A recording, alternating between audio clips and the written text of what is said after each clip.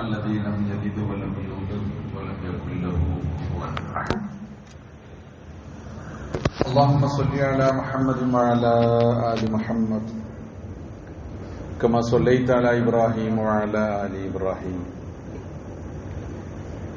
وبارك على محمد وعلى آل محمد كما باركت على إبراهيم وعلى آل إبراهيم في العالمين إنك حميد مجيد. أما بعد فإن خير الحديث كتاب الله وخير الهدي هدي محمد صلى الله عليه وسلم وشر الأمور محدثاتها وكل محدثة بدعة. يا أيها الذين آمنوا اتقوا الله حق تقاته ولا تموتن إلا وأنتم مسلمون. أعوذ بالله من الشيطان الرجيم.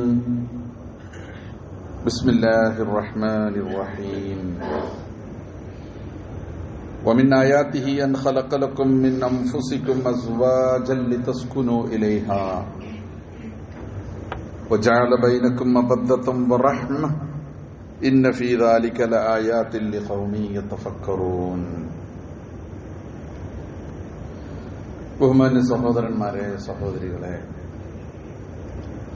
അല്ലാഹു സുബ്ഹാനഹു വ തആലയുടെ വിധിവിലക്കുകൾ ജീവിതത്തിലുടനീളം പാലിച്ചുകൊണ്ട് തഖ്വയോടെ ജീവിക്കാൻ പരമാവധി ശ്രദ്ധിക്കണം, പരിശ്രമിക്കണം എന്ന കാര്യം ഒന്നാമതായി എന്നോടെന്ന പോലെ നിങ്ങളോടും ഞാൻ വസിയത്ത് ചെയ്യുന്നു. അല്ലാഹു സുബ്ഹാനഹു വ തആല നമ്മെ ഏവരെയും അനുഗ്രഹിക്കുമാറാകട്ടെ. മോമിനീങ്ങളായി ജീവിച്ച് മുത്തഖീങ്ങളായി ജീവിച്ച് ഈമാനോടുകൂടി മരിക്കാനുള്ള സൗഭാഗ്യം അല്ലാഹു തആല നാം ഏവർക്കും പ്രദാനം ചെയ്യുമാറാകട്ടെ. നമ്മളിപ്പോൾ സംസാരിച്ചുകൊണ്ടിരിക്കുന്നത് കുടുംബജീവിതവുമായി ബന്ധപ്പെട്ടുകൊണ്ടാണ്, അല്ലെങ്കിൽ നമ്മുടെ തന്നെ ജീവിതവുമായി ബന്ധപ്പെട്ടുകൊണ്ടാണ്. ഇപ്പൊ കുടുംബം എന്ന സ്ഥാപനം എങ്ങനെയാണ്, അതിന്റെ നാഥൻ ആരാണ്, ആയിരിക്കണം എന്നതിനെ കുറിച്ചുള്ള ദീനിന്റെ കാഴ്ചപ്പാടുകളാണ്, ദീനിന്റെ നിർദ്ദേശങ്ങളെ കുറിച്ചാണ് കഴിഞ്ഞ ആഴ്ച നമ്മൾ സംസാരിച്ചത്.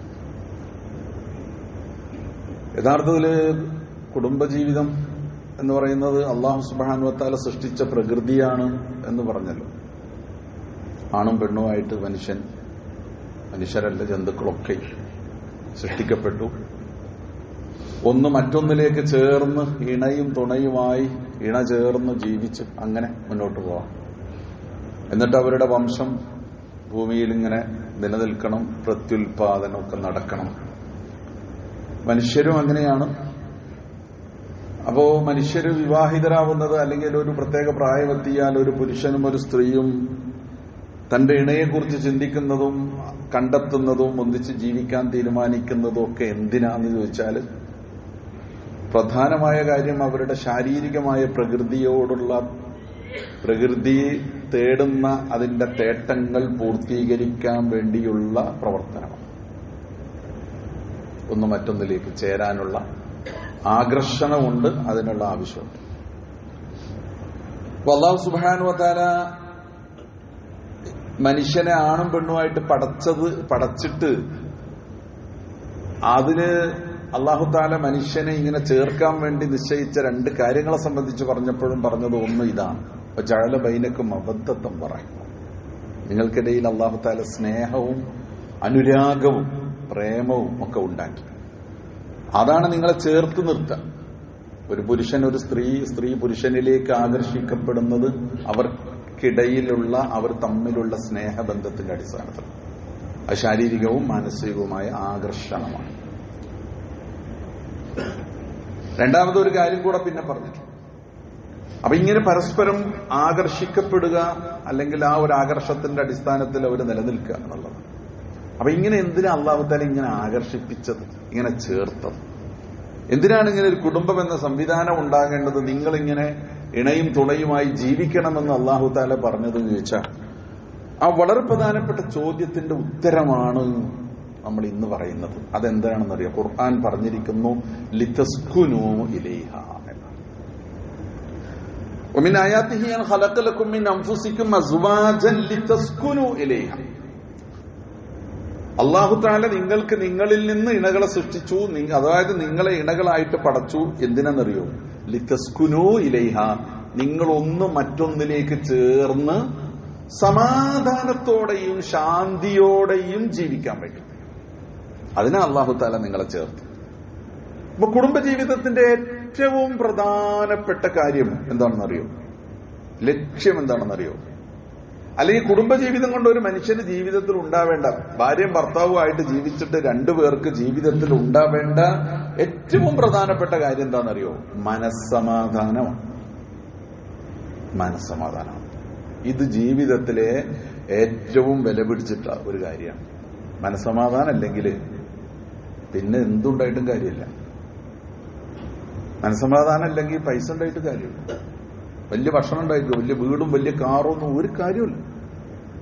മനസ്സമാധാനം ഇല്ലെങ്കിൽ ഇതൊക്കെ കുറച്ച് കുറവാണ്. മനസ്സമാധാനം ഉണ്ട്, മനുഷ്യന് നല്ല സമാധാനമുണ്ട്, നല്ല ശാന്തിയും സ്വസ്ഥതയുണ്ട്.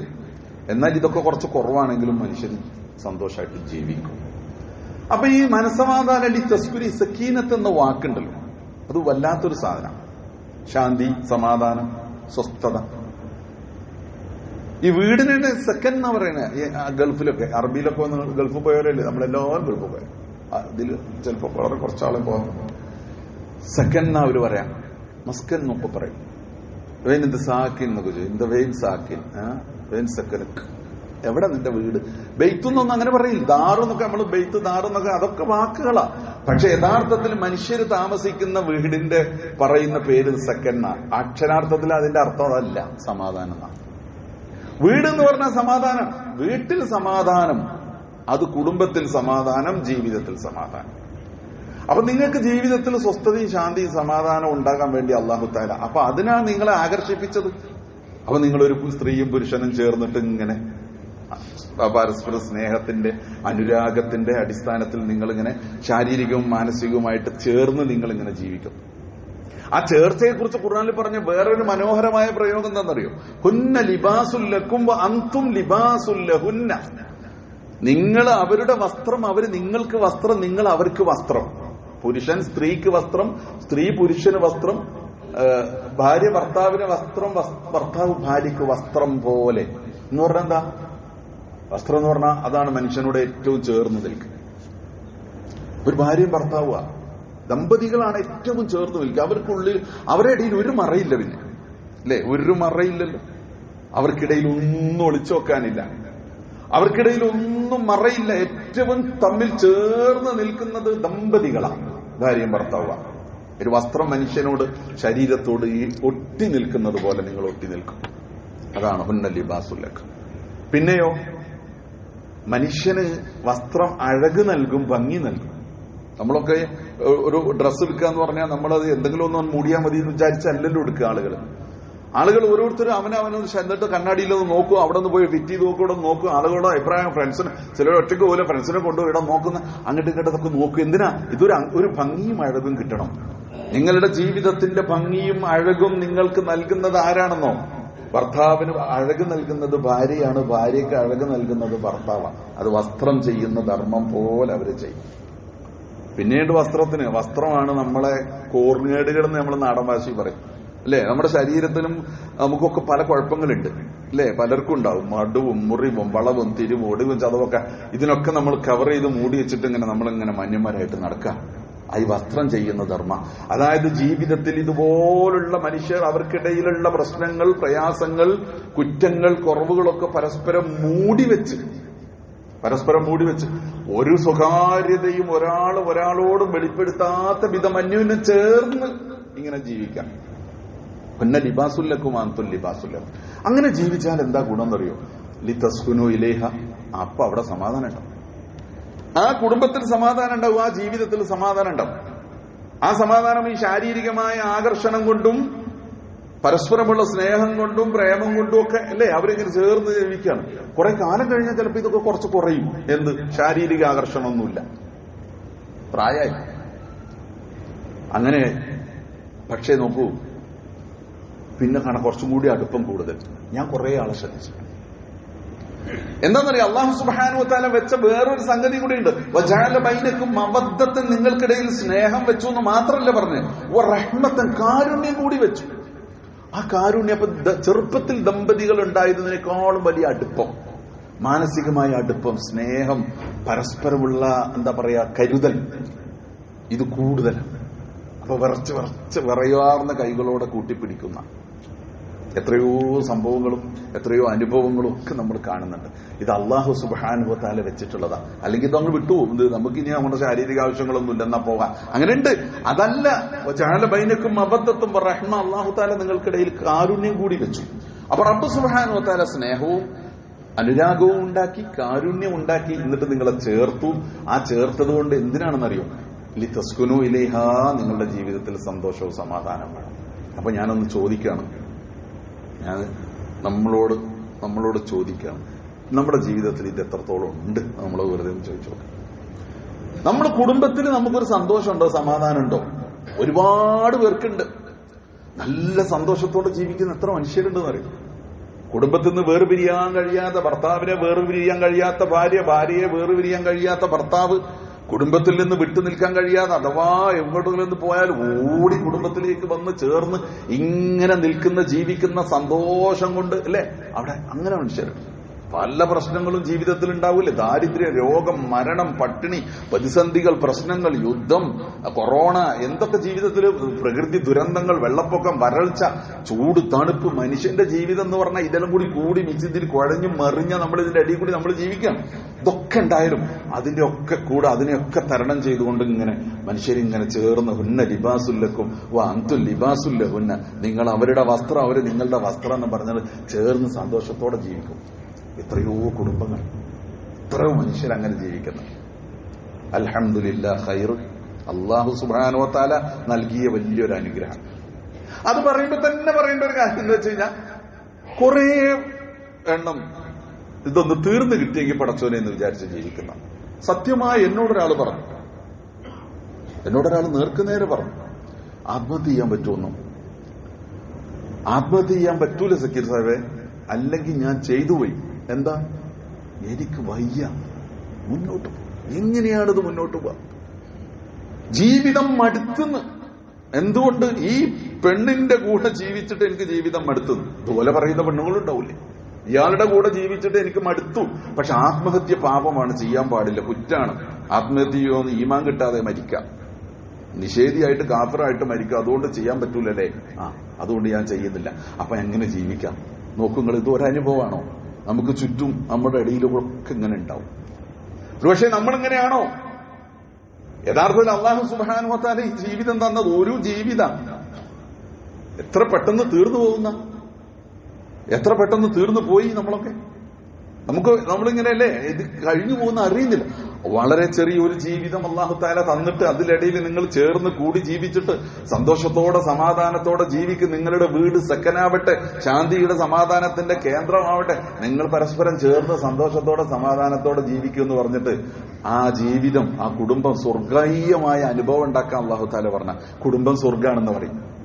എന്നാൽ കുറെ കുടുംബം നരകമാണ്. ആദ്യം പറഞ്ഞ കുറെ കുടുംബം സ്വർഗാണ്, വേറെ കുറെ കുടുംബങ്ങൾ നരകം. ഭൂമിയിലെ നരകം എന്ന് പറഞ്ഞ ഏതാണെന്നറിയോ? ഈ കുടുംബം. അവിടെ ജീവിക്കുന്ന മനുഷ്യരാ നരകീയമായ അനുഭവത്തോടു കൂടി ജീവിക്കുന്നത്. എന്തേ ഇങ്ങനെ സംഭവിക്കാനുള്ള കാരണം? എന്താ ഇങ്ങനെ സംഭവിക്കാനുള്ള കാരണം എന്ന് വെച്ച് കഴിഞ്ഞാല്, നമുക്കുള്ള സ്വർഗവും നമ്മുടെ നരകവും നമ്മൾ തന്നെ ഉണ്ടാക്കണം.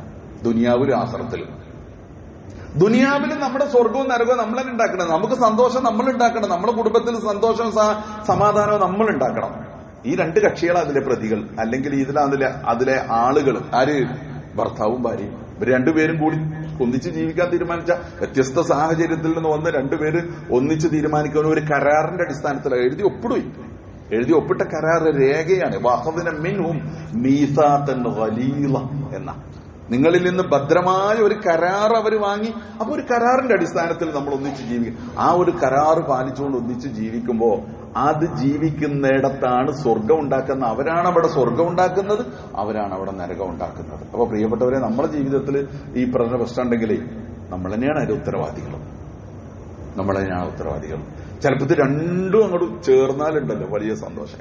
ചിലപ്പോൾ ഒന്ന് കുറച്ച് കുഴപ്പമാണ്, കുറച്ച് ഒന്നുണ്ട്, എന്നാലും ഒരു വിധം ഒപ്പിച്ചു പോകും. അങ്ങനെ ഒപ്പിച്ചു പോകുന്ന കുറെ കുടുംബങ്ങളുണ്ട്. ഒപ്പിച്ചങ്ങനെ പോകുന്നുണ്ട്. എന്തൊക്കെയാ കുടുംബജീവിതം? അങ്ങനെ ഒപ്പിച്ചു പോകുന്നുണ്ട്. വേറെ ചിലതോ യാതൊരു നേരക്കും ഒത്തുപോകില്ല. ഒത്തുപോകില്ല എന്നുള്ളത് കൊണ്ട് പല പ്രശ്നങ്ങൾ, ഇപ്പൊ നമ്മൾ എന്തെല്ലോ പ്രശ്നങ്ങളിൽ നമ്മൾ ഇടപെട്ടുകൊണ്ടിരിക്കുക, എത്ര പ്രശ്നങ്ങൾ നമ്മുടെ മുമ്പിൽ വന്നുകൊണ്ടിരിക്കുക, എത്ര പ്രശ്നങ്ങൾ നമ്മൾ അറിഞ്ഞുകൊണ്ടിരിക്കുക. എന്താ പ്രശ്നം? ഒത്തുപോകില്ല, മുന്നോട്ട് പോകില്ല. എന്ത് നിങ്ങൾ ശ്രമിച്ചിട്ടും കാര്യമില്ല, മുമ്പോട്ട് പോകില്ല. എത്ര കൊല്ലങ്ങൾ ജീവിച്ചു? ഞങ്ങൾ 16 കൊല്ലം. കുട്ടികളുണ്ടോ? കുട്ടികൾ 3, 4, 2. 16 കൊല്ലം ജീവിച്ചു, 20 കൊല്ലം ജീവിച്ചു, 25 കൊല്ലം ജീവിച്ചു, 8 കൊല്ലം, 10 കൊല്ലം. എന്നിട്ടോ മുന്നോട്ട് പോകില്ല. എന്താ മുന്നോട്ട് പോകാതിരിക്കാനുള്ള കാരണം? മുന്നോട്ട് പോകാതിരിക്കാനുള്ള കാരണങ്ങൾ കുറെ ഉണ്ട്. എന്തൊക്കെയാ? പറഞ്ഞു നോക്കുമ്പോൾ ഒന്നും ഉണ്ടാവില്ല, എന്നാൽ കുറെ കാരണങ്ങളുണ്ട്. എന്താ അടിസ്ഥാനപരമായ പ്രശ്നം എന്നറിയോ? അടിസ്ഥാനപരമായി നമ്മളെ സംബന്ധിച്ചെങ്കിലും ഇപ്പൊ ഈ കുടുംബ പ്രശ്നങ്ങൾ ഇങ്ങനെ കൂടി വരുന്നതിന്റെ ഏറ്റവും അടിസ്ഥാനപരമായ പ്രശ്നം എന്താണെന്ന് വെച്ച് കഴിഞ്ഞാൽ, മുസ്ലിങ്ങളെ സംബന്ധിച്ചിടത്തോളം എങ്കിലും ദീനിന്റെ അധ്യാപനങ്ങൾ അവർ തീരെ പാലിക്കാൻ തയ്യാറാണ്. അതായത് ഒരു മുസ്ലിം ഭർത്താവായിട്ടും ഒരു മുസ്ലിം ഭാര്യയായിട്ടും, ഖുർആനിലും സുന്നത്തിലും പറഞ്ഞൊരു ഭർത്താവായിട്ടും ഖുർആനിലും സുന്നത്തിലും പറഞ്ഞൊരു ഭാര്യയായിട്ടും ഇവർ ജീവിക്കാൻ തയ്യാറായാൽ തന്നെ ഒരു 90% പ്രശ്നം പരിഹരിക്കും. തയ്യാറല്ല. നമ്മൾ കേട്ടു നോക്കുമ്പോൾ പറഞ്ഞു നോക്കുമ്പോൾ അതാ ഇങ്ങനെ പ്രശ്നങ്ങൾ ഉണ്ടായിക്കൊണ്ടിരിക്കുക. അങ്ങനെ അല്ലല്ലോ വേണ്ടിയിരുന്നത്. അള്ളാഹു സുബ്ഹാനഹു വ തആല നമുക്ക് റഹ്മത്ത് തന്നിട്ട്, ഖൈർ തന്നിട്ട്, അള്ളാഹ് നമ്മളെ കൂട്ടി യോജിപ്പിച്ചിട്ടേ ദുനിയാവിലും ആഖിറത്തിലും ഒന്നിച്ച് ചേർന്ന് ജീവിച്ച സന്തോഷവും സമാധാനവും നമുക്കിടയിൽ ഉണ്ടാവുകയല്ലേ വേണ്ടിയിരുന്നത്. അതില്ലാതെ പോയിക്കൊണ്ടിരിക്കുന്ന സാഹചര്യം ഉണ്ടെങ്കിൽ നമ്മളാണ് അതിന്റെ കാരണക്കാരൻ. അപ്പൊ റബ്ബ് സുബ്ഹാനഹു വ തആല വെച്ച ആ അവസ്ഥയിലേക്ക് നമുക്ക് എത്തണം.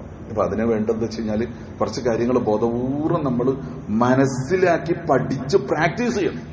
പഠിച്ചാൽ മാത്രം പോരാ, പഠിച്ച് പ്രാക്ടീസ് ചെയ്യണം ദമ്പതികൾ, നമ്മുടെ കുടുംബങ്ങൾ. എന്നിട്ട് നമ്മുടെ കുട്ടികളൊക്കെ അത് പഠിപ്പിക്കണം. കല്യാണത്തിന് മുമ്പ്, വിവാഹത്തിന് മുമ്പ്, വിവാഹത്തിലേക്ക് എത്തുന്നതിന്റെ മുമ്പ് തന്നെ ഇതെന്താണ് സംഭവം എന്ന് നമ്മുടെ ദമ്പതികളെയൊക്കെ ഒന്ന് പഠിപ്പിച്ച് ഒരുക്കി പറഞ്ഞു വിട്ടു കഴിഞ്ഞാൽ ഇപ്പൊ ഉണ്ടായിക്കൊണ്ടിരിക്കുന്ന ഈ കുടുംബ പ്രശ്നങ്ങൾക്കൊക്കെ കുറച്ച് പരിഹാരം ഉണ്ടാക്കാൻ സാധിക്കുമെന്ന് തോന്നുന്നു. അപ്പൊ അങ്ങനെയുള്ള കുറച്ച് കാര്യങ്ങൾ കൂടി നമുക്ക് ഇനി അടുത്ത കുത്തുവകളിലായിട്ട് മനസ്സിലാക്കാൻ ശ്രമിക്കണം. അള്ളാഹു സുബ്ഹാനഹു വ തആല നമ്മളെ അനുഗ്രഹിക്കുമാറാകട്ടെ. എന്തായിരുന്നാലും കുടുംബജീവിതത്തിന്റെ ഏറ്റവും പ്രധാനപ്പെട്ട ലക്ഷ്യം സന്തോഷമാണ്, ശാന്തിയാണ്, സമാധാനമാണ്. ഇത് നമുക്ക് ജീവിതത്തിൽ കിട്ടണം. ദുനിയാവിലെ സന്തോഷവും പരലോകത്തെ സന്തോഷവും രണ്ടും നമുക്കുണ്ട്. ദുനിയാവിലെ ശാന്തിയും പരലോകത്തെ ശാന്തിയും നമുക്കുണ്ട്. നമുക്ക് ഈ ദുനിയാവും വേണം, പരലോകവും വേണം. ഇങ്ങനെ പ്രാർത്ഥിക്കണം. റബ്ബനാ ആതിനാ ഫിദ്ദുനിയ ഹസന വഫിൽ ആഖിറതി ഹസന വഖിനാ അദാബന്നാർ. പടച്ചോനെ, ദുനിയാവിലും നല്ലത് നൽകണേ, പരലോകത്തും നന്മ നൽകണേ, നരകത്തിൽ നിന്ന് കാത്തുരക്ഷിക്കണം. ഇതാണല്ലോ നമ്മുടെ പ്രാർത്ഥന. റബ്ബ് സുബ്ഹാനഹു വ തആല നമ്മളെ അനുഗ്രഹിക്കട്ടെ. അഖൂലു ഖൗലി ഹാദാ വഅസ്തഗ്ഫിറുല്ലാഹൽ അളീം ലി വലക്കും അസ്തഗ്ഫിറുഹു ഇന്നഹു ഹുവൽ ഗഫൂറുർ റഹീം.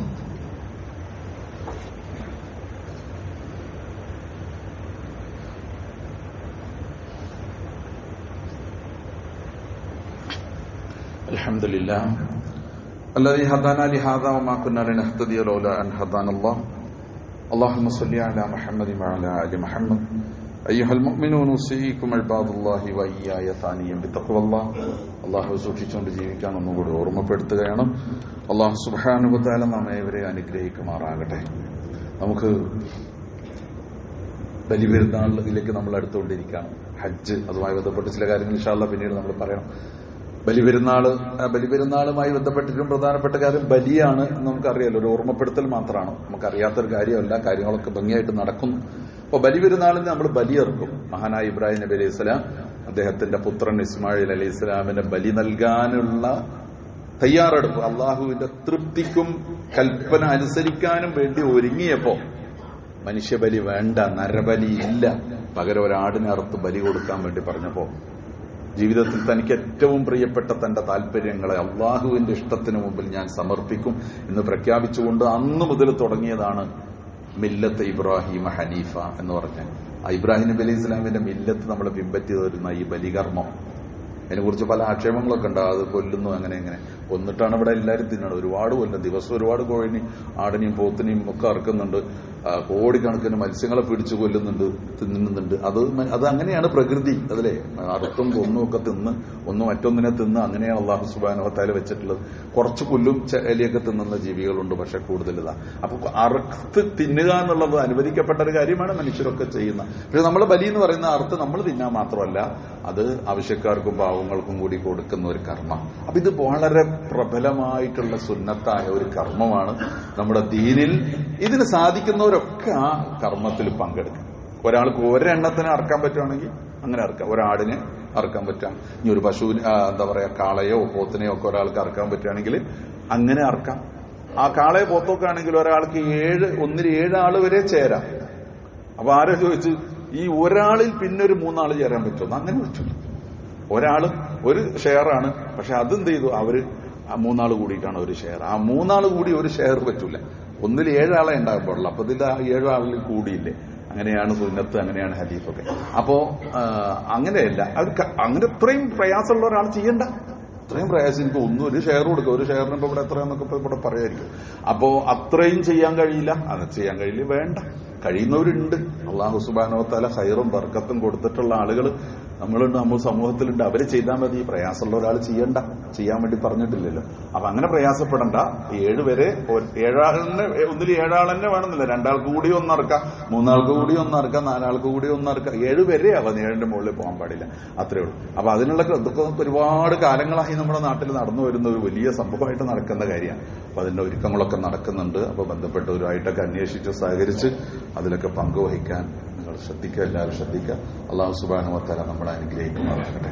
നമ്മുടെ കൂട്ടത്തിൽ നിന്ന് പിരിഞ്ഞുപോയി നമ്മുടെ ഈ ആഴ്ചയിൽ, കഴിഞ്ഞ ആഴ്ച രോഗബാധിതനാണ് അദ്ദേഹം, മലപ്പുള്ളിയേക്കുന്ന മുഹമ്മദ് സാഹിബ്. നമ്മൾ കൂടാക്കാന്ന് എല്ലാവരും കൂടാക്കുന്ന ഒക്കെയാണ് എല്ലാവരും സ്നേഹത്തോടെ പറയും. നമ്മുടെ കൂടെ ഇങ്ങനെ എപ്പോഴും ഉണ്ടാകുന്ന ആളെ, എല്ലാപ്പോഴും ഉണ്ടായിട്ടുണ്ടിരുന്ന ആളാണ്. ഇന്ന് നമ്മുടെ കൂടെ ഇല്ല, വിട പറഞ്ഞു പോയി. അള്ളാഹു സുബ്ഹാനഹു വ തആല അദ്ദേഹത്തിന് മഗ്ഫിറത്ത് നൽകട്ടെ, മർഹമത്ത് നൽകട്ടെ. അള്ളാഹു അദ്ദേഹത്തിന് ചെയ്ത എല്ലാ നന്മകളും സ്വീകരിക്കട്ടെ. വീഴ്ചകൾ, പോരായ്മകളൊക്കെ ഉണ്ടാവും. അള്ളാഹു താല പുറത്തു കൊടുക്കട്ടെ. അള്ളാഹു താല അദ്ദേഹത്തിന്റെ ഖബർ വിശാലമാക്കി കൊടുക്കട്ടെ. ഖബറിലേക്ക് സ്വർഗത്തിന്റെ ഒരു കവാടം തുറന്നു കൊടുക്കട്ടെ. നമ്മുടെ പ്രിയപ്പെട്ടവർ, നമ്മൾ പിരിഞ്ഞുപോയ പലരും ഉണ്ടല്ലേ, അവരെയൊക്കെ അള്ളാഹു താല സ്വർഗത്തിൽ ഒരുമിച്ച് കൂട്ടി അനുഗ്രഹിക്കുമാറാകട്ടെ. اللهم اغفر للمؤمنين والمؤمنات والمسلمين والمسلمات الأحياء منهم والأموات إنك مجيب الدعوات يا قاضي الحاجات طيب ثراهم واجعل الجنة مأوانا ومأواهم اللهم أجرنا من النار اللهم أجرنا ووالدينا من النار اللهم أعز الإسلام والمسلمين وأذل الشرك والمشركين ربنا آتنا في الدنيا حسنة وفي الآخرة حسنة وقنا عذاب النار ربنا اغفر لنا ولإخواننا الذين سبقونا بالإيمان ولا تجعل في قلوبنا غلا للذين آمنوا ربنا إنك رؤوف رحيم وصلى الله على محمد وآله وصحبه وسلم والحمد لله رب العالمين.